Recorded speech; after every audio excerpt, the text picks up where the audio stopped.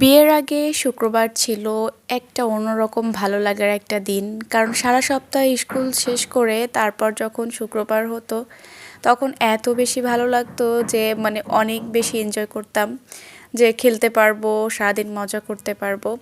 আর এখন বিয়ের পরে শুক্রবার মানেই হচ্ছে আপনার সারা সপ্তাহের যত কাজ আছে শুক্রবারেই করে নিতে হবে। কারণ এখন আপনার বিয়ে হয়ে গিয়েছে, বাচ্চা কাচ্চা সব কিছু মিলে সংসারের সব দায়িত্ব আপনার কাছে।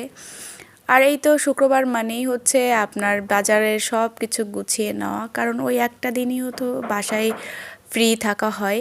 তো এই তো শুক্রবার সকালে 7টার দিকে হচ্ছে আনিশার বাবা একটা পুরো গরুর ভুঁড়ি নিয়ে এসেছে, কারণ আনিশার বাবা ভুঁড়ি খুবই পছন্দ করে।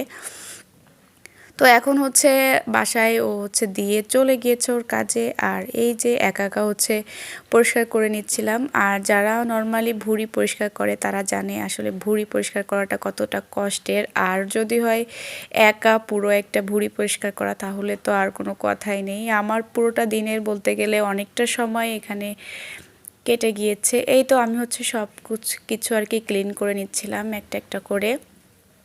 তো এখন হচ্ছে এগুলো ধুয়ে পরিষ্কার করে আরও ছোটো ছোটো করে কেটে নিব।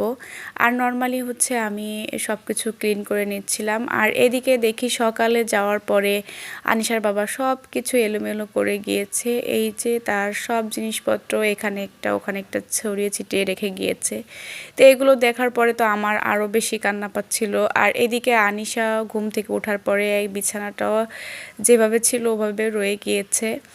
তো এগুলা তো আমার এখন ক্লিন করতে হবে। এর মধ্যে আনিশা আবার সকালবেলা উঠে সেও খেলা শুরু করে দিয়েছে, আর সারা বাসা হচ্ছে এলোমেলো করে ফেলেছে। তো এই তো ওভারঅল হচ্ছে আমি ওগুলো ক্লিন করে ফ্রিজে রেখেছি। আর রান্নাঘরটা মোটামুটি ক্লিন করে নিয়েছিলাম আর কি। আর যেটুকু রান্না করব এটা হচ্ছে আলাদা করে রেখেছি। তো এই তো এর মধ্যে হচ্ছে আমি বাসাটাও ক্লিন করে নিব। আর এই যে আমার মেয়ে হচ্ছে হ্যালোউইন সেজেছে, সে আমাকে দেখাচ্ছিল হ্যালোউইন এভাবে করে আকাশে উড়ে যায়। তো এই তো মাঝে মধ্যে সে আমার কাছে এসে আর কি দুষ্টামি করে, তখন আসলে মনটা খারাপ থাকলেও ভালো হয়ে যায়। আর এই তো আমি হচ্ছে একদম রেডি করে নিয়েছি, এখন রান্না করব। দেখতেই পাচ্ছেন কতটা সুন্দর করে ক্লিন করেছি। আর এটা করতে করতে আমার অবস্থা এতটা খারাপ হয়ে গিয়েছে, পুরো হাতে হচ্ছে ফোস্কা পড়ে গিয়েছিল আর কি। আর এই তো রাতের দিকে হচ্ছে আমি সব কিছু রান্না করে নিব। আর ভুঁড়িটা কিন্তু আমি দুপুরের দিকে হালকা ভেজে নিয়েছিলাম আর কি। আর এখন হচ্ছে তরকারি সব কিছু রান্না করে নিব, কারণ বাসায় অলরেডি কিছু গেস্ট আসবে। কিছু গেস্ট বলতে আনিশার আপি, দেন হচ্ছে ওর মামা আসবে আর কি।